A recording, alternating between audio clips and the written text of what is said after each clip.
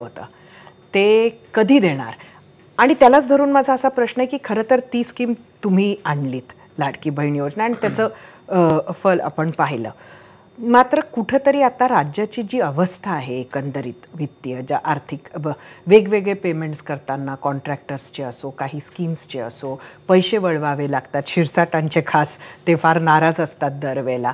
एकंदरीत हे बघता कुठंतरी ती राजकारणासाठी म्हणून केलेलं एक उचललेलं पाऊल आता डोईजड होतंय असं वाटतं बिलकुल का? बिलकुल नाही. बघा, लाडकी बहीण योजना जी आम्ही केली, आज अनेक लोक आम्हाला भेटतात. आज 1500 रुपये महिन्याला त्यांच्या खात्यामध्ये जात आहेत. आज त्यांना एक प्रकारचं आर्थिक स्वातंत्र्य जे आहे, स्वतःच्या खात्यामध्ये स्वतःच्या सहीने पैसे काढण्याची त्यांना मुभा मिळाली. आज खूप गरीब परिवार या महाराष्ट्रामध्ये आहेत. अनेक लोक येऊन भेटतात. काही लोकांनी त्या पैशाचा वापर आपल्या, आजच मला सकाळी एका ठिकाणी गणपतीत गेलो होतो मी. तिथं त्या घरामध्ये घरकाम करणारी एक भगिनी होती. तिला कळलं मी आलोय. त्यांनी त्यांची परवानगी घेऊन मला भेटली आणि तिला विचारलं मी काय केलं, तर म्हणाले माझं ऑपरेशन केलं. अच्छा. पायाचं हाड वाढलं होतं, त्याचं ऑपरेशन केलं मी.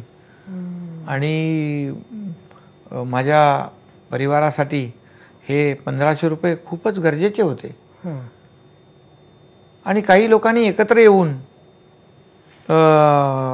बचत गट केले. काही लोकांनी एकत्र येऊन छोटा व्यवसाय सुरू केला. नक्कीच. आणि अशा अनेक सक्सेस स्टोरी आहेत. म्हणजे हे अर्थव्यवस्थेतच पैसे आले.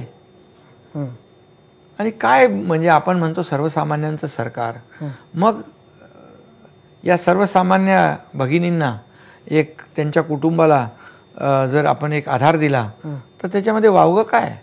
महाराष्ट्र हे मोठं राज्य आहे आणि ठीक आहे, थोडाफार कसरत करावी लागते, परंतु हे सरकार, महाराष्ट्र राज्य जे आहे याच्यामध्ये मोठ्या प्रमाणावर इन्फ्रास्ट्रक्चरचे प्रोजेक्ट सुरू आहेत. मोठ्या प्रमाणावर ज्या राज्यामध्ये हे पायाभूत सुविधांची कामं सुरू असतात त्याचं हे पण वाढत असतं, त्याचा रेव्हेन्यू पण वाढत असतो, जीएसटी वाढत असतो. या सगळ्या गोष्टी पण मग 2100 देऊ शकणार आहे का आपण? आम्ही जे बोललोय ते टप्प्याटप्प्याने आम्ही पूर्ण करणार. प्रिंटिंग मिस्टेक असं कधी आम्ही म्हणणार नाही. इतर लोक निवडून येण्यासाठी